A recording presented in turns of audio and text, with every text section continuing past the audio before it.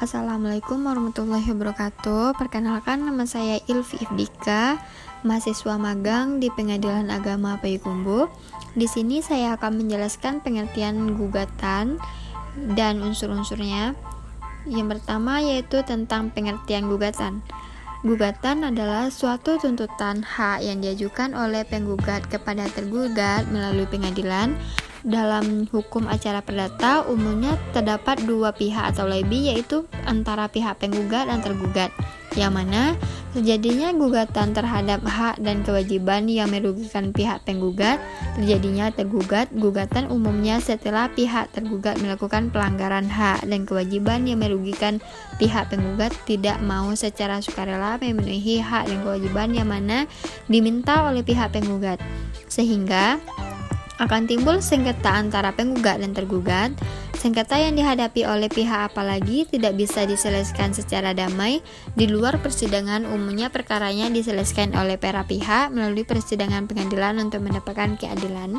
Jadi, gugatan dapat disimpulkan sebagai suatu tuntutan hak dari setiap orang atau pihak atau kelompok atau badan hukum yang merasa hak dan kepentingannya dirugikan dan menimbulkan perselisihan yang ditujukan kepada orang lain atau pihak lain yang menimbulkan kerugian itu melalui pengadilan, yang dalam objek pembahasan ini adalah pengadilan negeri.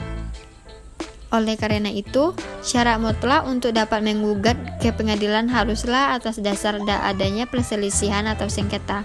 Adapun yang dimaksud dengan pihak lain, itu bisa terdiri dari seseorang, beberapa orang, atau sekelompok orang, baik atas nama suatu badan hukum maupun yang bukan badan hukum.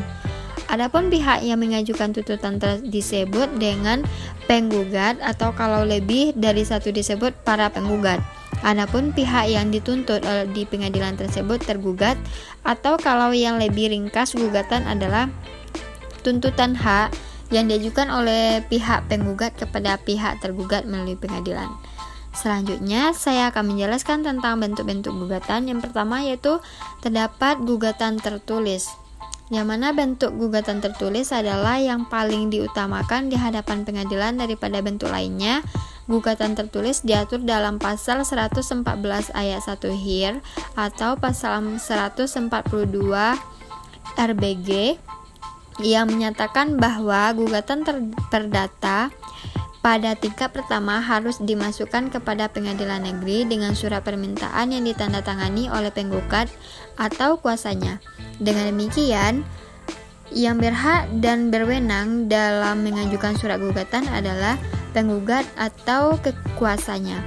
Selanjutnya terdapat gugatan lisan. Bagi mereka yang buta huruf dibuka kemungkinan untuk mengajukan gugatan secara lisan kepada ketua pengadilan negeri yang berwenang untuk mengadili suatu perkara perdata, karena bentuk gugatan lisan diatur dalam pasal 120 HIR atau pasal 140 RBG yang berbunyi, bila mana penggugat buta huruf, maka surat gugatannya dapat dimasukkan dengan lisan kepada ketua pengadilan negeri yang mencatat gugatan atau menyuruh mencatatnya.